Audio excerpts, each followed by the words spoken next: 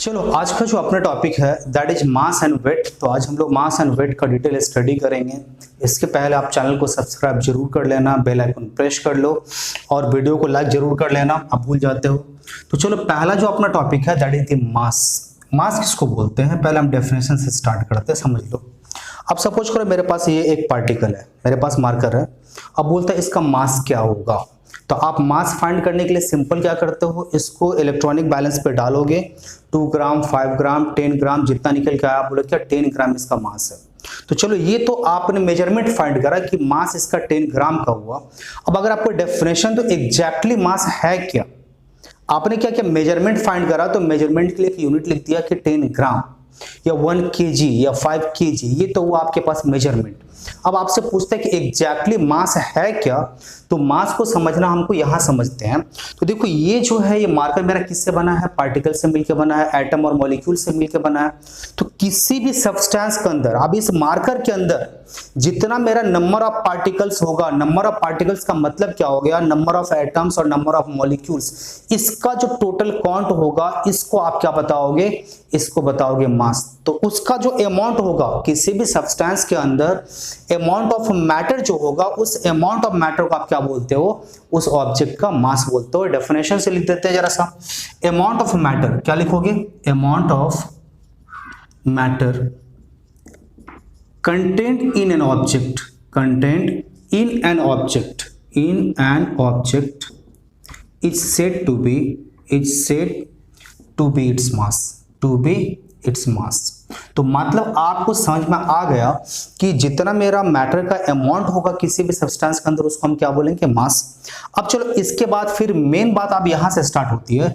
इसका मतलब सर अगर एक लाइटर ऑब्जेक्ट है तो इसका मास क्या होनी चाहिए, लेस होनी चाहिए। और अगर एक हेवी ऑब्जेक्ट है तो इसका मास क्या होनी चाहिए, हाई होनी चाहिए, ज्यादा होनी चाहिए, लार्ज होनी चाहिए। बिल्कुल सही बात है, क्योंकि ये मास का मतलब ही हुआ अमाउंट का, मींस अमाउंट ऑफ मैटर। तो अगर ये लाइटर ऑब्जेक्ट है तो यहाँ मैटर का अमाउंट कितना होगा, कम होगा। और अगर हेवियर ऑब्जेक्ट है तो वहां क्या हो जाएगा, मैटर का अमाउंट क्या होगा, ज्यादा होगा। तो हेवियर ऑब्जेक्ट का मास कैसा होगा, ज्यादा, और लाइटर ऑब्जेक्ट का मास कैसा होगा, कम होगा। अच्छा अब देखो जरा सा यहां से, अब जब मास डेफिनेशन लिखने के बाद हम ये भी समझ लिए कि लाइटर ऑब्जेक्ट हेवियर ऑब्जेक्ट में कैसे मास का डिस्ट्रीब्यूशन होगा। तो लाइटर ऑब्जेक्ट में कम मास होगा, हेवियर ऑब्जेक्ट का ज्यादा मास होगा।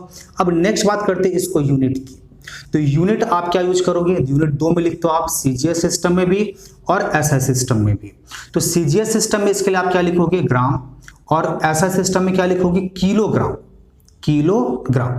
अच्छा सीजीएस सिस्टम, एसआई सिस्टम में हम यूनिट भी लिखती है। अच्छा यूनिट लिखने के बाद जो मेरे पास मेन आता है क्या, मेजरमेंट। आप क्या बोलोगे, क्या मेजर। तो मास को आप मेजर कैसे करोगे, देखो हर एक क्वांटिटी को मेजर करने के लिए एक पर्टिकुलर डिवाइस का यूज करते हो, एक पर्टिकुलर मेथड का यूज करते हैं। तो यहां हम जिस मेथड और जिस डिवाइस का यूज करने वाले हैं, तो डिवाइस विल भी क्या हो जाएगा, फिजिकल बैलेंस। इसके पहले क्या था, बीम बैलेंस। दोनों सेम ही है, थोड़ा सा मॉडिफिकेशन। इसके अंदर ज्यादा एक्यूरेसी आ गया तो इसके लिए एक अलग नाम दे दिया गया, what is that, physical balance. दूसरा क्या है, बीम बैलेंस। और तीसरा जो सबसे एक्यूरेट डिवाइस जो आजकल हम यूज करते हैं दैट इज इलेक्ट्रॉनिक बैलेंस। तो इलेक्ट्रॉनिक बैलेंस। अच्छा अब आते हैं क्या, इलेक्ट्रॉनिक बैलेंस तो समझ में आ गया क्या होता है। ये सबसे एक्यूरेट डिवाइस है, ये बहुत ही क्या करता है, एक्यूरेटली मेजर करता है। तो आजकल हर एक जगह, आइदर ज्वेलरी शॉप हो या ग्रोसरी दुकान हो, हर एक जगह आपको इलेक्ट्रॉनिक बैलेंस नजर आता होगा। लेकिन अब देखो यहाँ पे हमको कुछ चीजें पढ़ना है, फिजिकल बैलेंस और बीम बैलेंस के बारे में थोड़ा सा पढ़ना है, क्योंकि अब ये देखो ये चीजें धीरे धीरे एक्सटिंक्ट होते जा रहा है, लेकिन फिर भी स्टडी में है तो हमको थोड़ा सा पढ़ना है।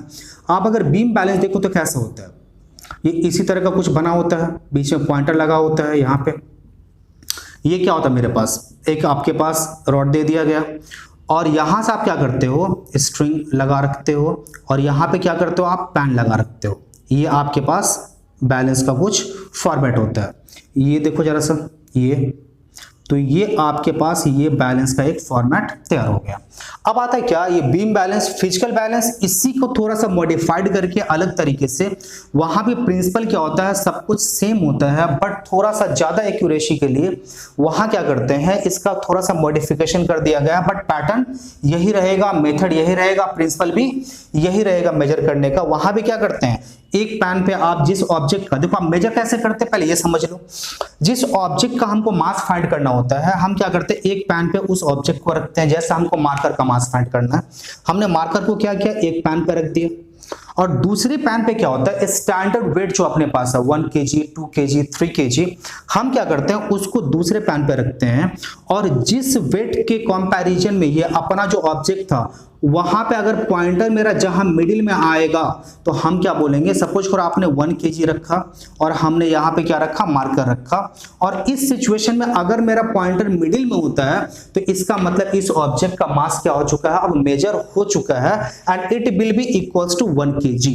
तो मेजरमेंट कैसे फाइंड करेंगे समझ में आ गया। फिर से एक बार रिपीट करते हैं, कैसे रिपीट करना है कि आपको दो पैन पे, एक पैन पे आपको ऑब्जेक्ट जिसका मास फाइंड करनी है उसको रखनी है, दूसरे पैन पे आपको स्टैंडर्ड वेट को रखना है 1 kg 2 kg 200 ग्राम 50 ग्राम।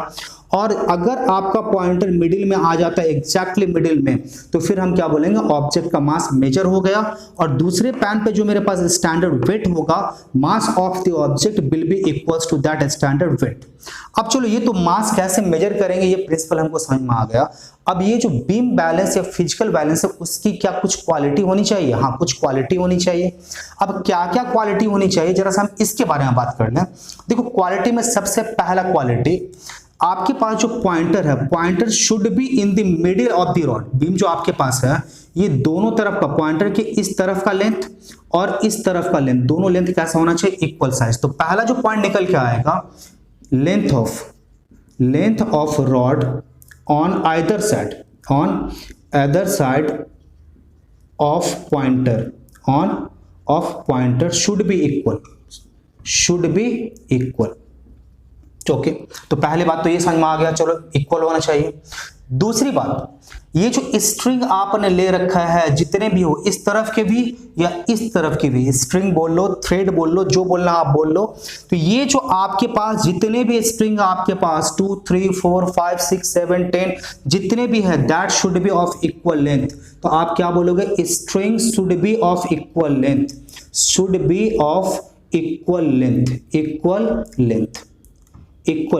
ये समझ में आ गया। दूसरी बात, तीसरी बात, अगर आप pan should be of equal size and मास। तीसरा बात आप क्या बता रहे हो, तीसरा हम यहां पे लिख देते हैं आपको, पैन शुड बी ऑफ, जो पैन है आपके पास, pan should be of equal size and mass, ये तीसरी बात हो गई आपके पास। जो फोर्थ बात आप कर रहे हैं क्या, ऑन सस्पेंडिंग फ्रीली का मतलब होता है क्या, आप दोनों तरफ कुछ भी, आप ना यहाँ कुछ ऑब्जेक्ट रखे हो ना यहाँ स्टैंडर्ड वेट रखे हो, तो फ्रीली दोनों पैन पे कुछ भी नहीं होनी चाहिए।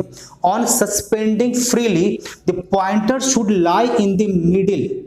अगर आपका पॉइंटर मिडिल में लाई करता है सस्पेंड करने पे, फ्रीली सस्पेंड करने पे, तो इसका मतलब क्या होता है, ये जो बैलेंस आपके पास है वो कैसा बैलेंस है, ट्रू बैलेंस है।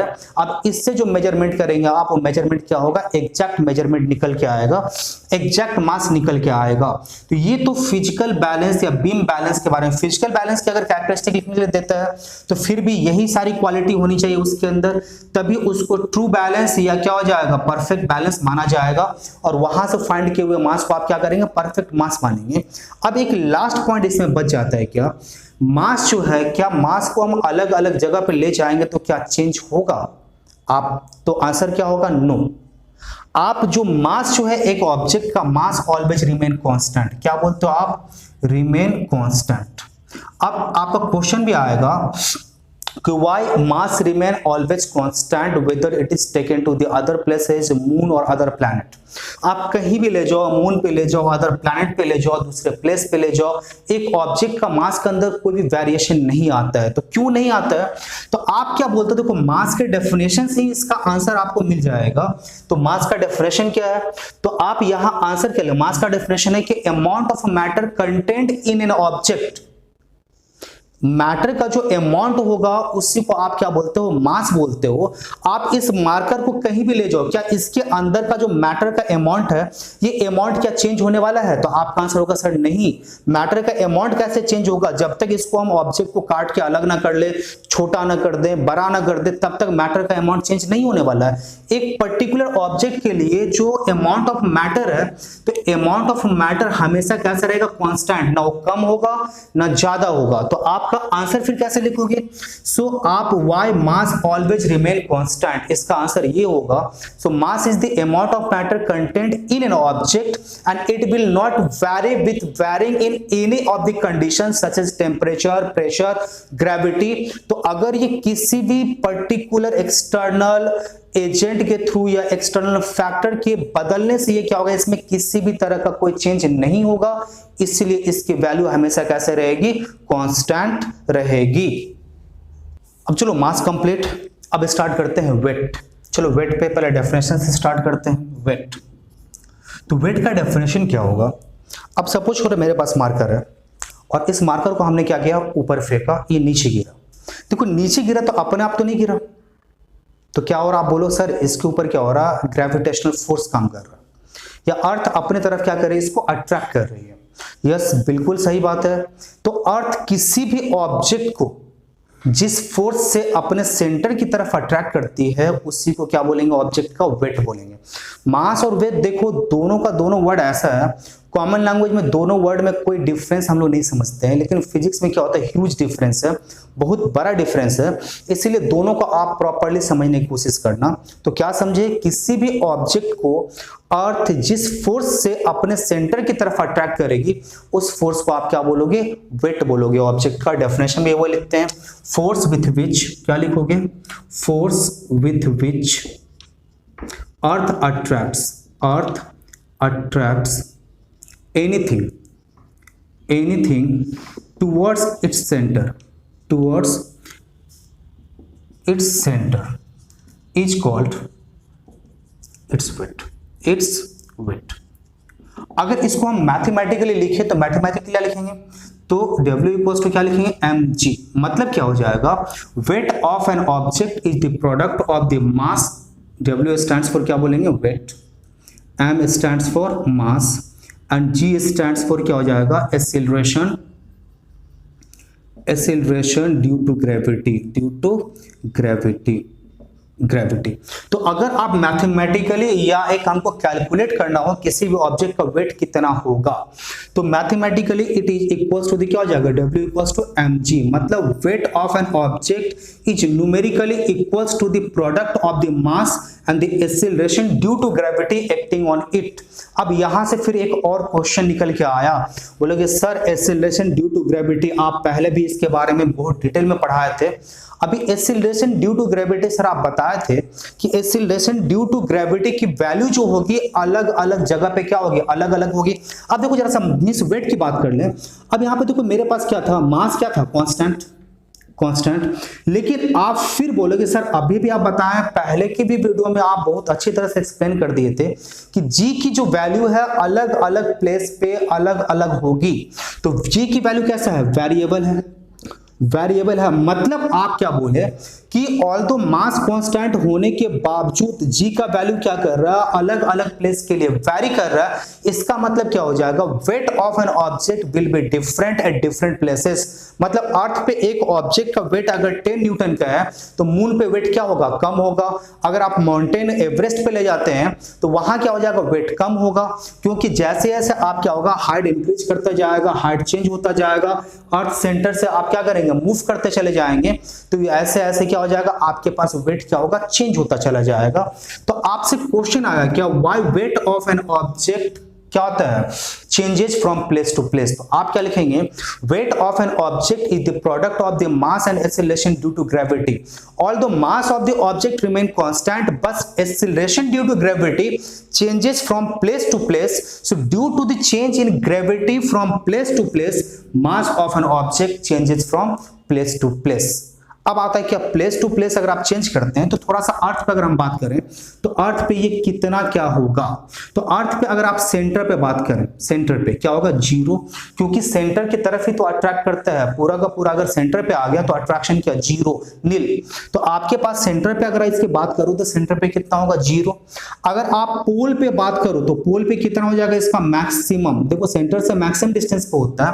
और अगर इक्वेटर पे बात करो, इक्वेटर पे, तो इक्वेटर पे कितना हो जाएगा मिनिमम, कितना हो जाएगा मिनिमम हो जाएगा। तो ये 3 जो है आपके पास अर्थ के ऊपर आपके पास आ रहा है। इसी तरह से आप मून पे जाओगे तो 1/6 कम हो जाता है, अदर प्लैनेट पर जाओगे वहां भी कम होगा। तो ये क्या हो जाएगा चेंज होता रहेगा। तो आपके पास वेट के बारे में डेफिनेशन पता चल गया, वेट का मैथमेटिकल एक्सप्रेशन पता चल गया कैसे एक्सप्रेस करना है, वेट वैरी क्यों करता है प्लेस टू प्लेस ये पता चल गया। अब जो नेक्स्ट स्टेप हम लोग करते थे क्या डेफिनेशन लिखते थे। अब डेफिनेशन भी हम लोग लिखेंगे तो वेट के लिए आप डेफिनेशन वही देखो 2 तरह से डेफिनेशन, अगर आपको सिर्फ डेफिनेशन बोलते हैं, यूनिट बोलते हैं। तो यूनिट अगर आपको लिखना हो तो यूनिट इसमें 2 तरह के यूनिट आएंगे। अगर नॉर्मली आपको यूनिट लिखने के लिए दे तो आप सीजीएस सिस्टम में क्या लिखोगे डाइन, जो फोर्स का यूनिट वही वेट का यूनिट। और अगर ऐसा सिस्टम में अगर आप लिखना चाहोगे तो क्या हो जाएगा न्यूटन, ये आपके पास निकल आया। ओके अब अगर लेकिन ग्रेविटेशनल यूनिट ऑफ वेट की अगर बात करें, किसकी बात करें ग्रेविटेशनल, तो ग्रेविटेशनल यूनिट में 2 यूनिट और निकल के आएगा, किलोग्राम फोर्स, क्या लिखेंगे किलोग्राम फोर्स, जिसको आप बोलते हो क्या केजीएफ। और दूसरा आप क्या बोलते हो ग्राम फोर्स, जिसको आप बोलते हैं क्या जीएफ, शॉर्ट में इसको सिंबॉलिकली इसको। अच्छा अब आ गया इसके बाद, अब आते क्या यूनिट तो हमको पता चल गया। अब यूनिट का डेफिनेशन में हम बात करेंगे और फिर इसके लिए इंस्ट्रूमेंट क्या यूज करेंगे और फिर कैसे उससे मेजर करेंगे, इसको मिस एक्सप्लेन करते हैं हम लोग। अब यूनिट पे आ जाओ डाइन। तो डाइन के लिए आप जो डेफिनेशन लिखोगे डाइन, देखो मेरा एक वीडियो है फोर्स का 2 वीडियो डाला गया है, वहां आप देखोगे तो सब कुछ मिल जाएगा। फिर भी मैं आपको शॉर्ट में लिख देता हूं। डाइन क्या होता है, देखो किसी भी एक ऑब्जेक्ट के ऊपर 1 ग्राम के ऑब्जेक्ट है, सपोज करो मेरा ये 1 ग्राम का ऑब्जेक्ट है, इस पे अगर हम कुछ फोर्स लगाते हैं और इस फोर्स के कारण अगर इसके अंदर 1 सेंटीमीटर पर सेकेंड स्क्वायर का एक्सेलरेशन आता है, then the amount of force applied is said to be 1 dyne. क्या बोलोगे 1 dyne is the amount of force, 1 dyne is the amount of force which when applied on an object having mass 1 gram produces an acceleration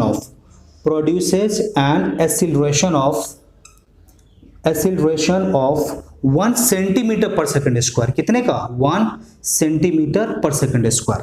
तो अगर इसको आप अगर mathematical लिखो तो 1 dyne equals to क्या आ जाएगा आपके पास, 1 dyne equals to 1 gram into 1 centimetre per second square. ये आपके पास क्या हो गया मैथमेटिकली आप डाइन को एक्सप्रेस कर पा रहे हो। अब आता आपके पास क्या फिर न्यूटन कैसे लिखोगे, न्यूटन का डेफिनेशन क्या होगी। तो न्यूटन का डेफिनेशन हम लिखते नहीं है, सिर्फ मैथमेटिकली इसको हम लिख देते हैं। कैसे लिखते हो देखो जरा सा, तो 1 newton equals to 1 metre into 1 kg, कितने का 1 kg into 1 metre per second square. आप बोलोगे यहीं से सिर्फ डेफिनेशन आपको याद कितना रखना है, सिर्फ इतना सा याद रखना है। यहां भी कितना याद रखना है, सिर्फ इतना सा याद रखना है। इतना लंबा चौड़ा डेफिनेशन याद रखने की कोई जरूरत नहीं है। अगर आप यहां न्यूटन की बात करते हो तो न्यूटन का डेफिनेशन क्या होगा, 1 न्यूटन जैसे लिखे हो एग्जैक्टली सेम लैंग्वेज यूज करोगे, सिर्फ टर्म्स मींस क्या करना चेंज कर देना। तो यहां क्या लिखोगे 1 डाइन है तो आप क्या लिखोगे 1 Newton. 1 Newton is the amount of force which when applied on an object having mass 1 kg produces an acceleration of 1 meter per second square। तो ये क्या हो गया आपके पास न्यूटन और डाइन का डेफिनेशन निकल आया। अब हम लोग करेंगे रिलेशन न्यूटन और डाइन का।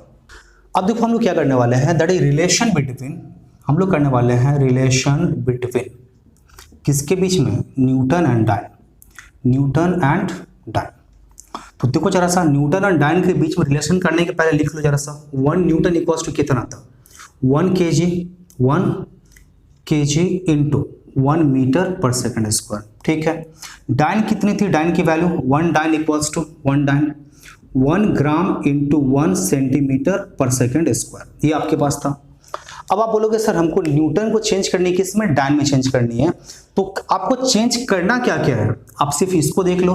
तो डायन में आपको क्या चाहिए, ग्राम में चाहिए। अभी मेरे पास किस में, केजी में है, तो हम 1 kg equals to how much, 1000 gram, change कर लिए।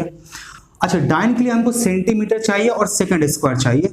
हमको सेकंड स्क्वायर तो है, यहाँ कोई चेंज करने की जरूरत नहीं है। हमको क्या चाहिए, सेंटीमीटर, और है मेरे पास क्या, मीटर। तो हमने क्या लिखा, 1 मीटर इक्वल्स टू 100 सेंटीमीटर, और टाइम जो था हमने उसी में छोड़ दिया। अब आज जरा सा ये क्या आ जाएगा, 10 पावर 3 ग्राम इंटू 10 पावर 2 ये centimetre per second square equals to, indices आप पढ़े ही हो, देखो जरा सा। तो 10 power 3 plus 10 power 2 gram centimetre per second square. ये देखो जरा सा, gram centimetre per second square के लिए आप क्या यूज करते हो, डाइन यूज कर रहे हो। तो आप चलो जरा सा, क्या आ गया, 10 पावर 5 और ये क्या आ गया, डाइन। तो 1 न्यूटन इक्वल्स टू, इसकी वैल्यू जो होगी वो कितने की वैल्यू होगी, 10 पावर 5 डाइन की होगी। आप बोलोगे सर अभी आप दो और बताए थे, एक बताए थे केजीएफ और दूसरा क्या बताए थे, जीएफ। तो पहला आते हैं क्या, केजीएफ, और दूसरा क्या आते हैं, जीएफ। तो केजीएफ पहले कर लेते हैं उसके बाद। तो केजीएफ क्या होता है, किसी भी 1 केजी के ऑब्जेक्ट को, केजीएफ अच्छी तरह समझना, ये ग्रेविटेशनल यूनिट था और इसको भी हम लोग डिफाइन कर लेते हैं। किसी भी 1 केजी के ऑब्जेक्ट को, सपोज करो ये 1 केजी का ऑब्जेक्ट है, और इसको अगर हम यहां से छोड़े तो जिस फोर्स से अर्थ अपने सेंटर की तरफ इसको अट्रैक्ट करेगी, उसी फोर्स को आप क्या बोलोगे, 1 केजीएफ। तो क्या लिखोगे, force with which earth attracts an object having mass 1 kg towards its center is called 1 kgf। 1 kgf, और 1 kgf इक्वल्स टू होता है क्या, एग्जैक्टली 10, आप 10 न्यूटन बोल सकते हो। एग्जैक्टली क्या होता है, ये 9.8 के आसपास, बट एग्जैक्टली हम लोग 10 को लेकर ही करते हैं। तो आप 10 न्यूटन ही क्या करो, आप यहाँ पे लिख दो। आप 9 एग्जैक्ट लिखना होगा तो 9.8, नहीं तो जनरली हम लोग क्या लिखते हैं, 10 न्यूटन लिखते हैं। अब जरा सा आ जाओ, अब जीएफ का बात करते हैं। तो जीएफ भी आप क्या करोगे, इसी तरह से लिखोगे। क्या लिखोगे, जीएफ का डेफिनेशन क्या होगा, तो force with which earth attracts an object having mass 1 ग्राम। आप सब कुछ वही रहना है, सिर्फ 2 वर्ड आपको चेंज करना है। बोले 2 वर्ड चेंज करें, अपना डेफिनेशन क्या क्लियर हो जाएगा, बिल्कुल क्लियर हो जाएगा। जैसे देखो मैं यहाँ पे रीड करता हूँ, फोर्स, अब जीएफ के लिए मैं डेफिनेशन बोल रहा हूँ, आप नोट कर लेना कॉपी में। Force with which earth attracts an object having mass, क्या लिखे थे, 1 kg लिखे थे, चेंज कर दो यहाँ पे 1 ग्राम towards its center is called 1 GF, और 1 GF इक्वल्स टू क्या हो जाएगा, 1 GF इक्वल्स टू 980 डाइन के आसपास क्या हो जाएगा, ये आपका 980 डाइन ये निकल आएगा। तो ये यहाँ पे देखो जरा सा, सब कुछ क्लियर हो गया। अब सिर्फ 2 टॉपिक अपना बच जाता है। पहला क्या होता है, मेजर। आप मेजर कैसे करोगे किसी भी ऑब्जेक्ट का वेट। तो देखो वेट को मेजर करने के लिए जिस इंस्ट्रूमेंट का हम लोग यूज करते हैं, दैट इज स्प्रिंग बैलेंस। देखो ये बैलेंस है, लेकिन यहाँ पे क्या करते हैं हम लोग, स्प्रिंग का यूज करते हैं। With the help of that हम लोग क्या करते हैं, मेजर करते हैं। दैट्स वाई इसका नाम क्या दिया गया, स्प्रिंग बैलेंस। कैसा होता है जरा सा मैं आपको समझाता हूँ। देखो जरा सा, सबसे पहले आपके पास एक मेटालिक केस होगा। क्या होगा, एक मेटालिक केस होगा। मेटालिक केस के अंदर क्या हो जाएगा, आपके पास स्प्रिंग रहेगा एक। अब मेटालिक केस के अंदर क्या है, ये स्प्रिंग है आपके पास, और ये स्प्रिंग का जो अपर पोर्शन है, ये मींस मेटालिक केस का जो अपर पोर्शन है, अपर पोर्शन पे एक हुक लगा रहेगा, और स्प्रिंग का जो लोअर पोर्शन है यहां भी क्या रहेगा, एक हुक लगा रहेगा। प्रॉपर्ली समझिए। एक मेटालिक केस ड्राइंग हो सकता है बहुत अच्छा ना बनाओ, बट आप कंसेप्ट यही है। देखो आपके पास क्या है, एक मेटालिक केस। मेटालिक केस के अंदर आपने क्या रखा है, एक बहुत ही क्या होता है अच्छा सा स्प्रिंग, जिसका इलास्टिक स्ट्रेंथ काफी ज्यादा हो, स्प्रिंग को रख रखा है। इस जो मेटालिक केस था, मेटालिक केस के अपर पोर्शन से आपने क्या रखा है, एक हुक लगा रखा है, और स्प्रिंग के लोअर पोर्शन से क्या रखा है आपने, हुक लगा रखा है। देखो मेटालिक केस के अपर पोर्शन से जो हुक लगा रखे हैं, इसका यूज क्या पड़ता है, इसको आप किसी भी चीज से रिजिड सपोर्ट से सस्पेंड करने के लिए, ताकि लटका दोगे और फिर उसके थ्रू आप क्या करोगे, मेजर फाइंड करोगे। एंड नीचे वाला जो पोर्शन है, नीचे वाला पोर्शन जो है, नीचे वाला जो हुक है, इसका यूज क्या पड़ता है, तो इसी से हम ऑब्जेक्ट को क्या करते हैं, लटकाते बनाते हैं, इसी के अंदर हम क्या करते हैं, ऑब्जेक्ट को सस्पेंड कर देते हैं और फिर उसके बाद हम लोग क्या करते हैं, वेट मेजर कर देते हैं। ये तो कंस्ट्रक्शन की बात हुई। वेट कैसे मेजर होगा, अब देखो यहाँ पे आपके पास मार्किंग होगा 1 2 10 20 जो भी है, एक स्केल बना होगा आपके पास। अब क्या होगा, जैसे ही आप किसी भी ऑब्जेक्ट को lower portion of the spring से लट पाओगे, मतलब क्या, इस हुक से जैसे ही आप क्या करोगे, सस्पेंड करोगे, सस्पेंड करते ही स्प्रिंग क्या करेगा, नीचे की तरफ मूव करेगा और मूव करते करते जिस रीडिंग पे आके ये रुकेगा, जो फाइनल इसकी रीडिंग होगी, that will be the weight of the object. अब सपोज करो ये यहाँ पे आकर रुकता है, तो ये कितने का हुआ, 3 न्यूटन का आपके पास क्या हो गया, ऑब्जेक्ट का वेट निकल आया। अब ये लास्ट पोर्शन जो इसमें बचता है, that is the difference between the mass and weight. अब लास्ट जो पोर्शन है इस वीडियो का, that is the difference between the mass and weight. जरा चलिए लो, अब आ गया आपके पास क्या, मास, और ये क्या आ गया, वेट। देखो मास का जो पहला जो पॉइंट हम लिखने वाले हैं, वेट का भी पहला point, that is it's definition. Definition क्या था, तो देखो जरा सा, तो मास क्या था, amount of matter, amount of matter content in an object, content in an object. तो ये क्या था, मास था। वेट का क्या था, force with which earth attracts anything towards its centre, तो ये आपके पास था। दूसरा जो हम आते हैं, यूनिट की बात कर लो। यूनिट क्या है इसकी, ऐसा यूनिट मतलब ऐसा यूनिट की बात करता है हमेशा, ऐसा यूनिट इज केजी, कौन सा, किलोग्राम। और इसकी अगर हम ऐसा यूनिट की बात करें तो ऐसा यूनिट इज न्यूटन, क्या बोलेंगे इसको, न्यूटन, स्टैंड एन। तीसरी बात जो करें इसको, स्प्रिंग क्या होता है, बीम बैलेंस इज, कौन सा, बीम बैलेंस और physical balance is used to measure it. Balance is used, जो बात पढ़े उसी को लिखना है, used to measure it. Extra कोई भी ऐसा पॉइंट नहीं लिखेंगे जो हम लोगों ने डिस्कस नहीं करा है, यूज्ड टू मेजर इट। और इसके लिए क्या लिखोगे, स्प्रिंग बैलेंस, कौन सा, spring balance is used to measure it, ये आ गया आपके पास। जो फोर्थ पॉइंट की बात करते हैं क्या, ऑलवेज रिमेन कांस्टेंट, मतलब आप कहीं भी ले जाओ, किसी भी प्लेस पे, किसी भी प्लैनेट पे, कहीं भी, ये हमेशा कैसा रहना है, कांस्टेंट रहना है। और ये क्या हो जाएगा, changes from place to place, ये आपके पास क्या हो गया, ये मास और वेट का भी डिफरेंस कंप्लीट हो गया। ये वीडियो आपका कंप्लीट। रिगार्डिंग अगर कोई भी आपके पास प्रॉब्लम आता है, कमेंट सेक्शन में लिख के बताना।